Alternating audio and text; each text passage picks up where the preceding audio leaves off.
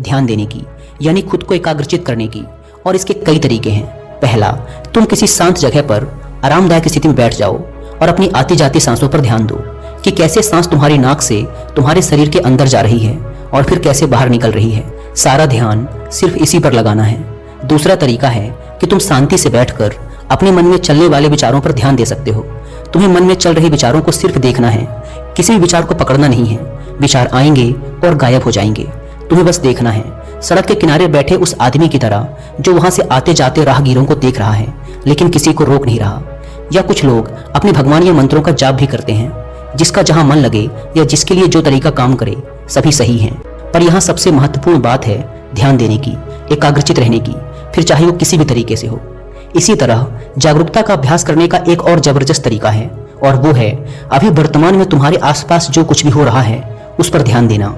जैसे किसी चीज की आवाज, सुगंध, हवा, या फिर तुम कहीं चल रहे हो तो उसके आसपास की हर एक चीज पर बारीकी से ध्यान दो। ऐसे ही अगर कुछ खा रहे हो तो उसका स्वाद, आकार, रंग, सुगंध, हर एक चीज को देखते और महसूस करते हुए उसे खाना। इस तरह अपनी सारी इंद्रियों की मदद से जागरूकता का अभ्यास बड़े ही शानदार तरीके से किया जा सकता है। इसमें अलग से किसी शांत जगह जाने की जरूरत नहीं, बल्कि जो कुछ भी तुम कर रहे हो बस उसे महसूस करना है। अपनी जिंदगी में हर इंसान कभी ना कभी ऐसी स्थिति में जरूर पहुंचता है जहां उसे लगता है कि वह अटक चुका है, उसे आगे कोई रास्ता नजर नहीं आता, उसकी सफलता रुक सी जाती है। असल में हम कितनी ही सटीक योजना क्यों न बना लें, कुछ बाहरी परिस्थितियां हमारे हाथ में नहीं होती, या फिर कभी हम अपनी क्षमताओं का सही अनुमान नहीं लगा पाते और ऐसे लक्ष्य तय कर लेते हैं जो उस समय हमारे लिए हासिल कर पाना लगभग असंभव होता है। तो ऐसी स्थिति में सब कुछ छोड़ देने का मन करता है। इसी वजह से ज्यादातर लोग लक्ष्य तो निर्धारित कर लेते हैं लेकिन अपनी योजना पर लंबे समय तक काम नहीं कर पाते और हार मानकर अपना लक्ष्य बदल देते हैं या फिर योजना। जबकि बहुत बार ऐसे पलों में बस एक धक्के की जरूरत पड़ती है जो हमें फिर से उत्साहित कर सके। जब किसी काम में हमारी प्रगति हमारी उम्मीद से कम होती है या फिर नहीं होती, तब हम सबसे पहले उस काम को ही छोड़ देना चाहते हैं। ये स्वाभाविक है क्योंकि यही सबसे आसान काम लगता है उस समय। लेकिन यही बात सबसे खतरनाक भी है, क्योंकि अगर बार बार हार मान लेने की आदत पड़ गई तो फिर किसी भी काम में सफल होना तुम्हारे लिए बहुत मुश्किल हो जाएगा। ऐसी स्थिति में तुम्हें अपनी मानसिकता बदलने की जरूरत है। सबसे पहले जो हो रहा है उसका सही मूल्यांकन करना, गलतियों का पता लगाना और फिर उसके हिसाब से योजनाओं को नए तरीके से बनाने की जरूरत होती है। भविष्य की चिंता छोड़कर वर्तमान के काम पर अपना ध्यान लगाना और मन लगाकर अपने काम को पूरी जागरूकता के साथ करना तुम्हें फिर से अंदर से उत्साह से भर देगा। तुम्हें इस बात को हमेशा याद रखना है कि मुश्किलें और असफलताएं भी जिंदगी का एक हिस्सा हैं। ये हमें कुछ नया सिखाते हैं और हमारे व्यक्तित्व निर्माण में महत्वपूर्ण भूमिका निभाते हैं। अपनी मानसिकता को एक नई सोच देकर तुम सफलता के बीच में आने वाली छोटी छोटी असफलताओं को एक मौके के रूप में देख सकते हो।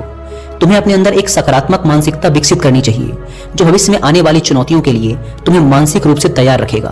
तुम अपने सोचने का नजरिया बदलकर अपनी परिस्थितियां बदल सकते हो। हमेशा ऐसे लक्ष्य तय करो जो हासिल किए जा सकते हो। अक्सर असफलता या आगे न बढ़ पाने का एक बड़ा कारण यह भी होता है कि व्यक्ति खुद से ऐसी ऐसी उम्मीदें पाल लेता है जिसे पूरा कर पाना बहुत ही मुश्किल होता है और फिर वह जल्दी ही निराश और उदास हो जाता है। अगर तुमने समाज या घर वालों के दबाव में आकर कोई ऐसा लक्ष्य तय कर लिया जो ना तो वास्तविक है और ना ही पाने योग्य है, तो फिर तुम उसे पाने के लिए चाहे कितनी ही अच्छी योजना बना लो, सफलता मिलने की संभावना बहुत ही कम होगी। हम अपने आसपास देखते हैं कि लोग सालों साल अवास्तविक लक्ष्य बनाकर उसके पीछे बर्बाद कर देते हैं और आखिरकार एक दिन थक कर हार मान लेते हैं। जबकि अगर सही योजना और कड़ी मेहनत के बाद भी तुम्हें उचित परिणाम नहीं मिल रहे हैं तो फिर तुम्हें अपने लक्ष्य में कुछ बदलाव करने की जरूरत है और ऐसा करने से तुम किसी से कमतर नहीं हो जाते। हम सब अलग हैं, हमारे अंदर अलग अलग विशेषताएं हैं, हमारी सोच अलग है, हमारी परिस्थितियां अलग थी, हमारे सपने अलग हैं। इसीलिए किसी की देखा देखी, किसी की नकल ना करके, किसी के दबाव में ना आकर तुम अपने लिए वो लक्ष्य बनाओ जो तुम्हारे लिए सबसे सही हो।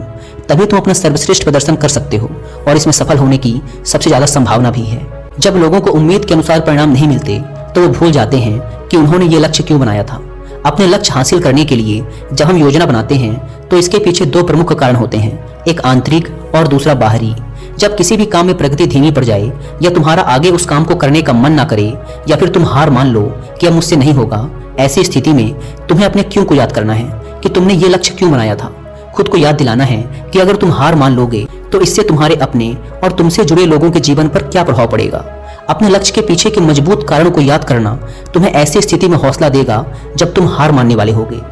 हमारी उम्मीद यह बताती है कि जो काम हम कर रहे हैं उसका परिणाम कैसा होना चाहिए। हम कितनी और कैसी उम्मीद रखेंगे यह बहुत सी चीजों पर निर्भर करता है, जैसे हमारे अतीत के अनुभव, समाज की राय, बाहरी परिस्थितियां इत्यादि शामिल हैं।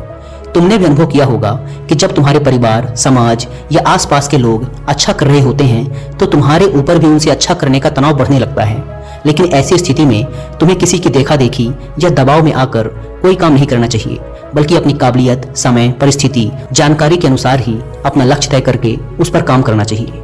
वैसे भी इस दुनिया में सबके सारे सपने कहाँ पूरे होते हैं, लेकिन उम्मीद पूरी न होने की स्थिति में कुछ लोग टूट जाते हैं और हार मान लेते हैं, जबकि वहीं दूसरी तरफ कुछ लोग नए सिरे से नए जोश के साथ उस काम को पूरा करने में जुट जाते हैं। कभी सोचा है ऐसा क्यों होता है कि एक ही परिस्थिति में लोग इतनी अलग अलग प्रतिक्रिया क्यों देते हैं? क्योंकि हम सब एक दूसरे से अलग हैं, हमारी सोच और क्षमताएं अलग अलग हैं। वैसे उम्मीद या अपेक्षाएं रखना गलत नहीं है, क्योंकि ये हमें अंदर से उत्साहित और जोशीला बनाए रखती हैं। लेकिन जरूरत से अधिक उम्मीद और अपेक्षाएं रखना चिंता और तनाव का कारण बन सकती हैं। इसीलिए हमारी अपेक्षाएं हमेशा वास्तविक होनी चाहिए, क्योंकि निराशा का सबसे बड़ा कारण होता है अवास्तविक लक्ष्य बना लेना। तुम्हें अपने लक्ष्य तय करने से पहले अपनी योग्यता, जानकारी, पसंद, परिस्थितियां, समय और उपलब्ध संसाधन पर ध्यान देना चाहिए और उसी के अनुसार अपना लक्ष्य बनाना चाहिए, ताकि तुम अपनी क्षमताओं और जानकारियों का सही उपयोग करके अपना सर्वश्रेष्ठ प्रदर्शन कर सको, न कि किसी की देखा देखी या प्रभाव में आकर खुद को ऐसे काम में झोंक दो जिसके लिए तुम्हें बाद में पछताना पड़े। श्रीमद् भगवद गीता में कहा गया है कि कर्म करो, फल की चिंता मत करो, यानी कि सिर्फ परिणाम की लालच में काम ना करें, बल्कि उसके सफर का भी आनंद उठाएं। परिणाम मिलने में समय लगता है और बहुत बार वो हमारी उम्मीदों से मेल नहीं खाता, लेकिन जब हम उस काम की प्रक्रिया में खुशी महसूस करना शुरू कर देते हैं तब हम अपना सर्वश्रेष्ठ कर रहे होते हैं। फिर वह काम हमारे लिए काम नहीं बल्कि आनंद का स्रोत बन जाता है। ये राह पर अक्सर उतार चढ़ाव आते ही रहते हैं, बहुत सी मुश्किलों और चुनौतियों का सामना करना पड़ता है। इसी तरह बहुत बार परिणाम तुम्हारी सोच के बिल्कुल विपरीत होगा, लेकिन अगर तुम्हें उस काम को करने में ही आनंद आ रहा है तो तुम उदास और हताश होने से बच जाओगे। कहते हैं कि जिंदगी का क्या भरोसा कब किस मोड़ पे ले आए। जीवन पूरी तरह से अनिश्चित है और हमेशा हमारी योजना के अनुसार चीजें नहीं हो सकती, क्योंकि इसमें बाहरी परिस्थितियां भी अपना असर डालती हैं जिन पर हमारा कोई वश नहीं चलता। इसीलिए जरूरी है कि हमारी उम्मीदों में थोड़ा लचीलापन हो। हमें किसी भी तरह के अनचाहे परिणाम के लिए हमेशा मानसिक रूप से तैयार रहना चाहिए। इससे अचानक परिस्थितियां बदलने पर व्यक्ति को सदमा नहीं लगता और वो सकारात्मक सोच के साथ आगे आने वाली चुनौतियों का डटकर सामना कर सकता है। धैर्य टूटने और निराशा में डूबने का अगला सबसे बड़ा कारण है दूसरों से अपनी तुलना करना। क्या चीते की रफ्तार की तुलना हाथी की चाल से करके इन दोनों में से किसी एक को दूसरे से कम समझना सही है? क्या शेर और मगरमच्छ की तुलना की जा सकती है? ये दोनों ही अपने क्षेत्र के धुरंधर हैं। ऐसे ही हम सब भी एक दूसरे से अलग हैं, हमारा व्यक्तित्व अलग है। इसीलिए तुलना किसी भी प्रकार से फायदेमंद नहीं होती। हर किसी का अतीत अलग था, परिस्थितियां अलग थी, परवरिश अलग थी। दूसरों से बेवजह की तुलना करना हमें तनाव में डाल सकता है, जो हमारे काम और स्वास्थ्य दोनों के लिए सही नहीं है। इसीलिए दूसरों से अपनी तुलना करने की बजाय अपने काम पर ध्यान लगाओ। लक्ष्य हासिल करने की दिशा में मनचाहे परिणाम ना मिलने पर कभी खुद को दोष मत दो। खुद के प्रति ज्यादा कठोर होना भी सही नहीं है, क्योंकि लगातार खुद को दोष देते रहने से हालात तो बदलेंगे नहीं, बल्कि तुम्हारा आत्मविश्वास और आत्मसम्मान बुरी तरह से प्रभावित होगा, जिसका परिणाम ये होगा कि तुम फिर नए तरीके से शुरुआत करने में खुद को बेबस महसूस करोगे। कहते हैं जैसा इंसान सोचता है एक दिन वैसा ही बन जाता है। इसीलिए ये जरूरी है कि हम इस बात को लेकर जागरूक रहें कि हमारे मन में किस तरह के ख्याल ज्यादा आते हैं। खास तौर पर सोने से ठीक पहले और सुबह उठने के ठीक बाद आने वाले विचार हमारी जिंदगी बदल देने वाले होते हैं, क्योंकि रात में सोने से पहले हम जो सोचते हैं हमारा अवचेतन मन पूरी रात उस पर काम करता है। कबीर दास जी ने एक बार कहा था कि निंदक नीरे राखिए, आंगन कुटी छबाए, बिन पानी साबुन बिना निर्मल करे सुभाए। यानी हमें अपने आसपास ऐसे लोग जरूर रखने चाहिए जो बिना किसी डर, संकोच और लाग लपेट के पूरी ईमानदारी से हमें हमारी गलतियों और कमजोरियों के बारे में बता सकें। लेकिन इसमें ध्यान देने वाली बात यह है कि वो हमारे शुभ चिंतक होने चाहिए, हमें सही से समझने चाहिए, क्योंकि सिर्फ तारीफ करके अपना काम निकलवाने वाले लोग हमें गलत रास्ता दिखा सकते हैं। वहीं सिर्फ कमियां ढूंढने वाले लोग हमें निरुत्साहित कर सकते हैं। हमें सही लोगों की पहचान करनी आनी चाहिए। जिस तरह से तुम अपनी तारीफ को खुले दिल से स्वीकार करते हो, उसी तरह अपनी आलोचनाओं को भी स्वीकार करना सीखना होगा। तभी तुम खुद को बेहतर बना पाओगे और अपने लक्ष्य को हासिल कर पाओगे। जीवन में मुश्किलें या चुनौतियां आने पर सबसे पहले वही लोग अपना धैर्य खोते हैं जिनका मन अशांत और बेचैन होता है, यानी जिनके मन और शरीर के बीच का तालमेल ठीक नहीं होता। तो अगर लोग अपने मन और शरीर के बीच ठीक से तालमेल बैठाना सीख लें, यानी खुद को शांत रखना सीख लें, तो वो ज्यादा धैर्य और आत्मविश्वास के साथ आने वाली चुनौतियों का सामना कर सकते हैं। तो अब प्रश्न उठता है कि शरीर और मन के बीच संतुलन कैसे बनाया जाए। तो ऐसा करने के बहुत से तरीके हैं, जैसे हर सुबह ध्यान का अभ्यास करना, गहरी सांसें लेना, जागरूकता का अभ्यास करना, प्रकृति के साथ जुड़ना, योग और प्राणायाम जैसे अभ्यासों को अपने जीवन का हिस्सा बनाना इत्यादि। एक और चीज जो व्यक्ति को ज्यादा धैर्यवान और खुशहाल बनाती है वो है आभार व्यक्त करना। जब इंसान का पूरा ध्यान उस चीज पर होता है जो उसके पास नहीं है, तो यह बात उसके अंदर बेचैनी पैदा करती है।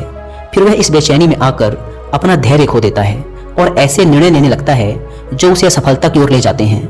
फिर यह असफलता उसे और बेचैन कर देती है और फिर इस तरीके से यह एक चक्र बन जाता है जिस पर व्यक्ति उलझकर रह जाता है। आभार व्यक्त करना एक ऐसा अभ्यास है जिसमें हम जानबूझकर जिंदगी में होने वाली अच्छी चीजों पर ध्यान देते हैं और उसके लिए खुशी महसूस करते हैं। हमें हर दिन थोड़ा समय निकालकर हर उस छोटी से छोटी चीज के लिए भी आभार प्रकट करना चाहिए जिसने हमारे जीवन को खुशहाल, समृद्ध और आसान बनाया है। धन्यवाद अदा करने का यह अभ्यास हमारी मानसिकता को बदलकर हमारे अंदर धैर्य विकसित करने में एक महत्वपूर्ण भूमिका निभाता है। अगली चीज जो इंसान के अंदर धैर्य विकसित करती है वो है अपने समय का सही उपयोग करना। तुमने देखा होगा कि कुछ लोग अक्सर समय की कमी का रोना रोते रहते हैं, जबकि यह सबके पास एक बराबर है। दिन के 24 घंटे और हफ्ते के 7 दिन। इसी समय का सही उपयोग करके कुछ लोग बहुत बड़ी सफलता हासिल कर लेते हैं, तो कुछ लोग ठीक से अपने दिन का काम भी खत्म नहीं कर पाते। इन दोनों ही प्रकार के लोगों में सिर्फ एक ही फर्क है और वो है अपने समय का सही उपयोग करना। समय का सही उपयोग करने की दिशा में पहला कदम है अपनी प्राथमिकताएं तय करना, यानी उन कामों को निश्चित करना जो हमारे लिए सबसे ज्यादा जरूरी हैं। फिर उन्हें पूरा करने की योजना बनाकर एक समय सीमा तय करना। काम पूरा करने की समय सीमा निश्चित करना जरूरी है क्योंकि यही हमें अनुशासित रखती है, वरना टाल मटोल करना तो इंसानी स्वभाव है। अपने दूर के बड़े लक्ष्यों को तय करने के बाद दिन, हफ्ते और महीनों में बांटना भी जरूरी है क्योंकि यह हमारे काम को बहुत आसान बना देता है। जब इंसान के पास अपने काम को पूरा करने की एक अच्छी योजना होती है तो फिर फालतू के कामों में अपना समय बर्बाद करना भी कम हो जाता है और हम अनुशासित बने रहते हैं। कभी कभी ऐसा होता है कि हमने लक्ष्य भी बना लिया, योजना भी बना ली, दिन, हफ्ते और महीनों में उसे तोड़ भी लिया, लेकिन कभी कोई मेहमान आ गया या फिर किसी दोस्त ने कभी कहीं जाने की बात कर दी तो हमारी सारी योजना ही खराब हो जाती है। लेकिन अगर ज्यादा जरूरी नहीं है तो फिर ऐसी स्थिति में हमें ना कहना भी आना चाहिए क्योंकि हर समय हर किसी के लिए उपस्थित रहना हमें हमारे लक्ष्य से भटका देता है। लेकिन ज्यादातर लोगों के लिए ना कह पाना बहुत मुश्किल होता है। कुछ लोग तरह तरह के बहाने बनाते हैं तो कुछ लोग नजरअंदाज करके बचने की कोशिश करते हैं, लेकिन यह एक सही तरीका नहीं है। हमें अपने काम और स्थिति के बारे में बताते हुए उन्हें मना करने का उचित कारण देना चाहिए। अगर वो लोग सच में हमारे शुभचिंतक या हमें समझने वाले होंगे तो वो हमारे साथ बहस या जबरदस्ती नहीं करेंगे। इस दुनिया में जितनी भी बड़ी हस्तियां हुई हैं सभी में एक बात समान है कि उन्होंने समय और धैर्य का महत्व समय रहते समझ लिया था। जब हमें कोई दूरगामी लक्ष्य हासिल करने होते हैं तो उसकी सफलता के लिए धैर्य का होना बेहद आवश्यक है। ये बात उन सबने जान ली थी। कुछ लोग धैर्य और सब्र को गलत तरीके से समझते हैं। उन्हें लगता है कि हाथ पर हाथ रखकर इंतजार करना ही धैर्य है, जबकि धैर्य एक सतत चलने वाला कर्म है। धैर्य के साथ लगातार परिश्रम करना भी जरूरी है, तभी हम अपना लक्ष्य हासिल कर सकते हैं। लक्ष्य हासिल करने की दिशा में धैर्य को विकसित करने के लिए कुछ बातों को ध्यान में रखना बेहद जरूरी है। जल्दबाजी में निर्णय लेने पर ज्यादा संभावना है कि हमारा निर्णय गलत दिशा में होगा। इसीलिए कोई भी निर्णय लेने से पहले इसके फायदे और नुकसान पर सोचना और उसके बाद सही से निरीक्षण करके उचित निर्णय लेना ही निर्णय लेने का सही तरीका है। लेकिन इतनी लंबी प्रक्रिया के लिए हमारे अंदर धैर्य होना चाहिए। हमें तुरंत परिणाम हासिल करने के चक्कर में जल्दबाजी नहीं करनी चाहिए क्योंकि छोटा रास्ता कभी सही नहीं होता। भावनाओं में बहकर निर्णय लेना भी खतरे से खाली नहीं होता। अगर धैर्य के साथ सभी उपलब्ध विकल्पों के बारे में अच्छे से जानकारी लेकर अपनी समझ का सही उपयोग करके उसमें से अपने लिए सही निर्णय लेते हैं तो हमारी सफलता की संभावना सबसे ज्यादा होती है। और जब किसी काम की शुरुआत इस तरीके से होती है तो समझो आधा काम पूरा हो गया। हमें लक्ष्य हासिल करने के लिए लगातार कोशिश करने और एकाग्रचित बने रहने की जरूरत होती है। जब हमें तुरंत परिणाम नहीं मिलता तो भटकाव आसान हो जाता है। कुछ लक्ष्य ऐसे होते हैं जिनके लिए कितना ही प्रयास कर लिया जाए लेकिन उन्हें एक निश्चित समय के बाद ही हासिल किया जा सकता है। लेकिन इतने समय तक लक्ष्य की तरफ केंद्रित रहना आसान काम नहीं। इसके लिए सही योजना, दृढ़ इच्छा शक्ति और धैर्य की जरूरत पड़ती है। धैर्य हमें अनुशासित भी बनाता है और काम के बीच में भटकाव और चिंता से दूर रखता है। तुरंत मिलने वाले परिणाम हमें और जल्दी हासिल करने का लालच देते हैं, इससे होता यह है कि हम जो भी छोटी छोटी सफलता या लक्ष्य हासिल करते हैं उसके लिए खुश होना भूल जाते हैं, जिससे हमारे अंदर उस छोटी सफलता का उत्साह नहीं आ पाता और हम उसी तनावपूर्ण स्थिति में बने रहते हैं जो काम के बीच में होती है। बूंद बूंद से ही सागर बनता है। हर काम के लिए एक निश्चित समय लगता है। बदलता मौसम भी इस बात को सिद्ध करता है। बड़े और महत्वपूर्ण लक्ष्यों को हासिल करने में समय, दृढ़ता और धैर्य लगता है। बड़े लक्ष्य के लिए बड़े धैर्य की भी जरूरत पड़ती है, क्योंकि धैर्य हमें डटे रहने में मदद करता है। ऐसे समय में जब कोई परिणाम मिलता ना दिखाई दे, धैर्य हमारी निराशा को दूर करता है और हौसला बढ़ाता है, जिससे हम अपने लक्ष्य को हासिल करने की दिशा में लंबे समय तक पूरी दृढ़ता और आत्मविश्वास के साथ लगे रहते हैं। इतना कहने के बाद महात्मा जी ने अपनी बात समाप्त की और वो मौन हो गए। उस व्यक्ति को भी धैर्य और सफलता प्राप्ति में धैर्य के महत्व का अर्थ पता चल चुका था। उसने इस जानकारी के लिए महात्मा जी का धन्यवाद किया और वहां से चला गया। दोस्तों, मुझे उम्मीद है कि आपको भी इस वीडियो से काफ़ी कुछ सीखने को मिला होगा।